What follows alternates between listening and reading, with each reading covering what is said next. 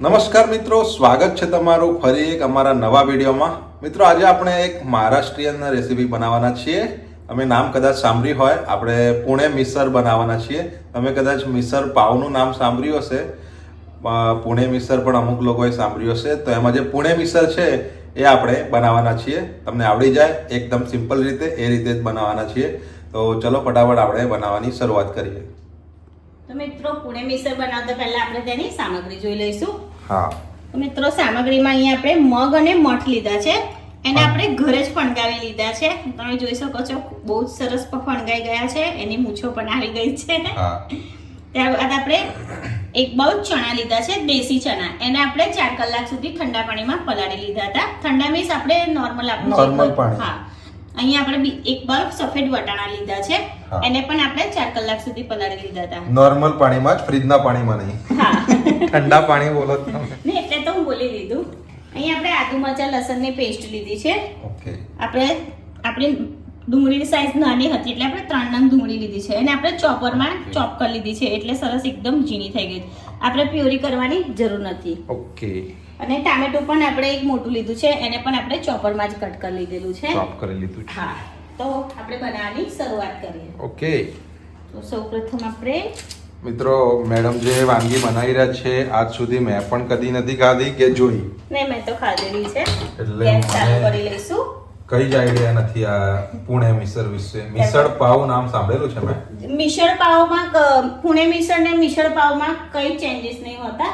આપણે પુણે મિસળમાં આપણે ઉપરથી ડુંગળી ટામેટું દહીં નાખીએ અને સેવ નાખીએ, એ પછી આપણે ખાઈ લેવાનું.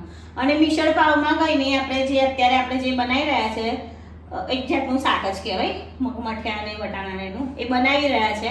એ બનાવીએ ત્યારબાદ આપણે ઉપરથી ડુંગળી નાખવાની અને ચવાણું યા તો સેવ નાખવાની અને એને પાવ જોડે ખાઈ લેવાનું.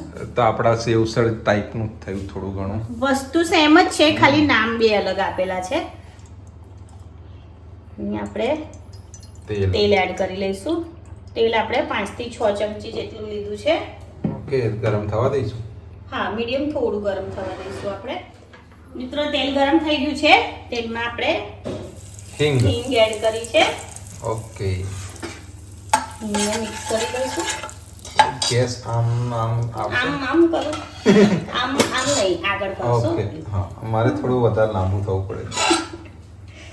હવે આપણે ડુંગળી ચોપ કરેલી ડુંગળી એડ કરી લીધી છે.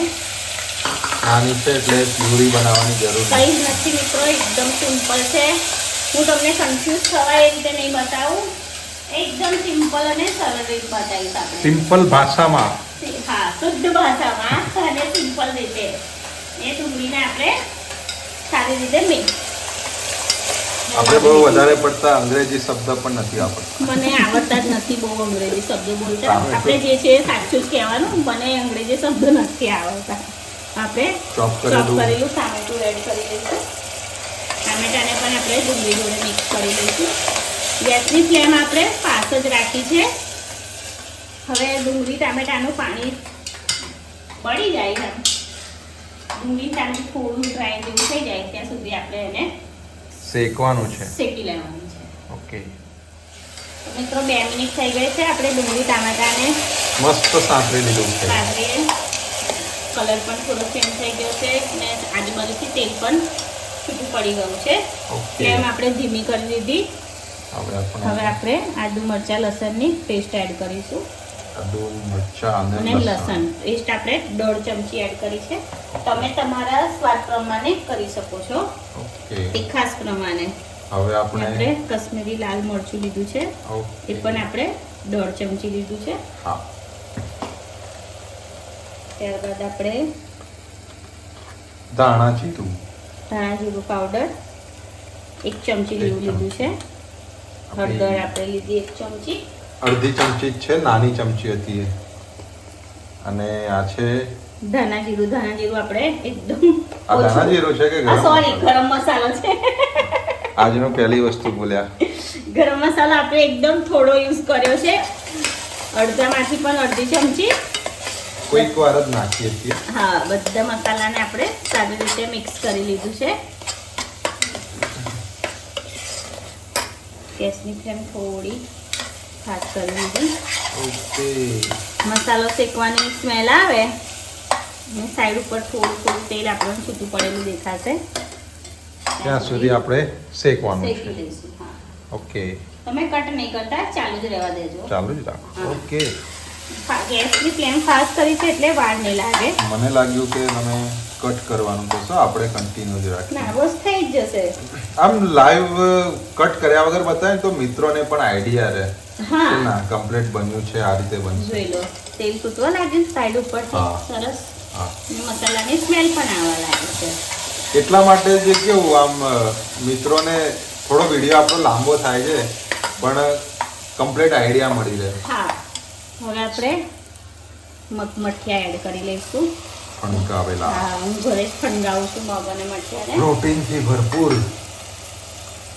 ત્યારબાદ દેશી ચણા, કે વટાણા. આમાં તમે મસૂર પલાળીને એડ કરવા માંગતા હો એ તો પણ પણ કરી કરી શકો છો. બધી સામગ્રીને મિક્સ કરી લઈશું દેખાય આપણે. તો મસ્ત રહી છે. હવે સ્વાદ કેવો હોય છે આજે તો હું જ ખુદ ટ્રાય કરીશ કારણ કે મેં નથી ખાધેલી આ વસ્તુ, તો હું જ રિવ્યુ આપીશ. બસ મિક્સ થઈ ગયું છે. ઓકે. 1 હવે મિનિટ જેવું આપણે એમ જ થવા દઈશું. 1 મિનિટ જેવું. હા, 1 મિનિટ જેવું. ઓકે. મિત્રો, અહીંયા 1 મિનિટ થઈ ગઈ છે. આપણી બધી સામગ્રી મસાલા જોડે સારી રીતે મિક્સ થઈ ગઈ છે, જોઈ શકો છો.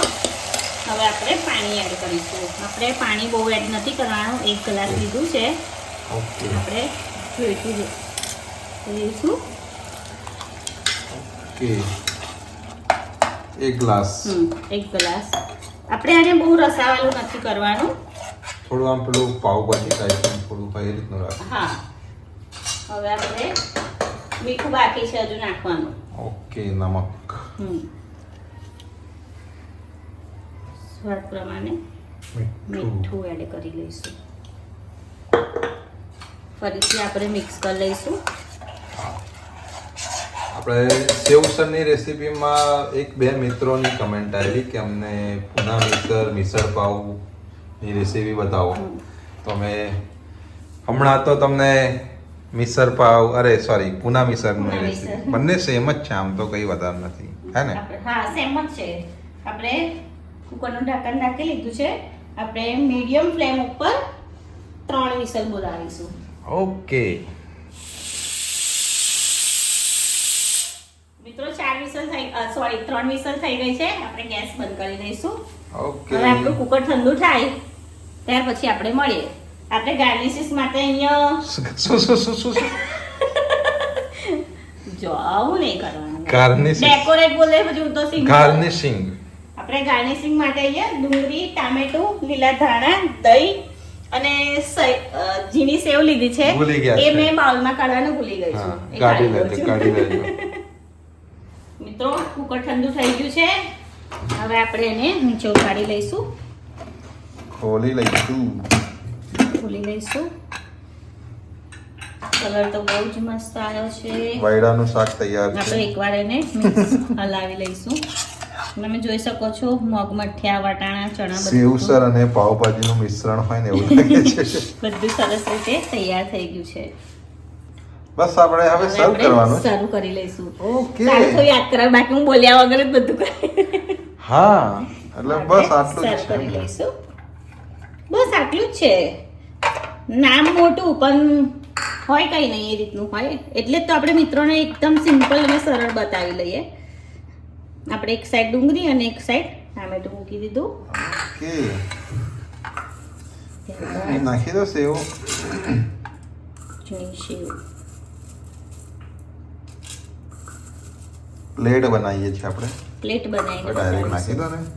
ના, વધારે છે પછી તોડાશે બધી. હા તો કશું વાંધો નહીં, પછી સાફ કરી લઈશું.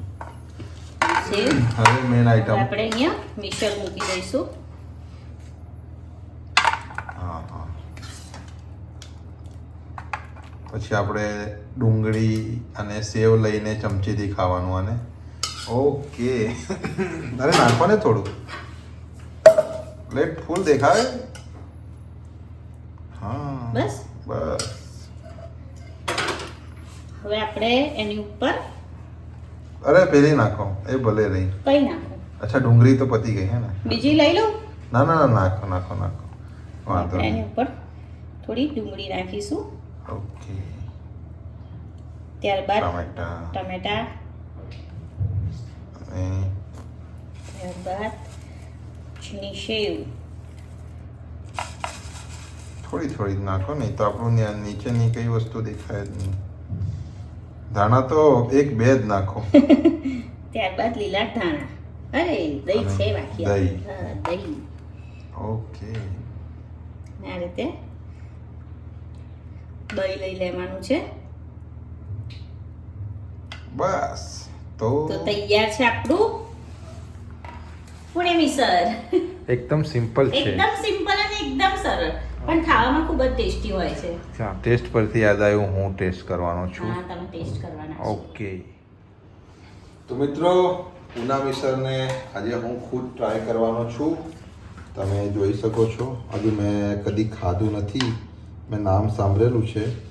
તો ચમચી લીધી છે, ગરમ છે. દહીં ને બધું જોડે લો, દહીં સેવ બધું.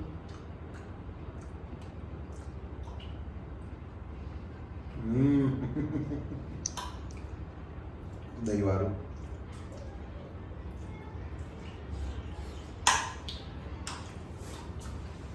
ચટાકો છે. બહુ મસ્ત છે, પણ આને પાવની જરૂર નથી, એટલું જ મસ્ત લાગે. હા, એકલું જ મસ્ત લાગે. બહુ જ મસ્ત છે મિત્રો, જરૂરથી ટ્રાય કરો. થોડી સેવ નાખીને દહીં વાળો પાર્ટ બહુ મસ્ત લાગે મને. છેલ્લું મિત્રો જરૂરથી ટ્રાય કરો. કશું જ નહીં, કુકરમાં બનાવી દેવાનું છે, એકદમ સિમ્પલ. ખાલી પાતળી સેવ લાવવાની છે, દહીં લાવવાનું છે. બહુ આમ ના સેવ સર છે ના પાવભાજી છે, પણ મસ્ત સ્વાદ આવે છે અને પ્રોટીનથી તો ભરપૂર છે જ. હવે ખાવામાં પણ એકદમ હેલ્ધી છે. તો ઘરે તમે જરૂરથી ટ્રાય કરો, અને વિડીયો તમને સારો લાગ્યો હોય તો લાઈક કરો અને અમારી ચેનલને સબસ્ક્રાઈબ કરો.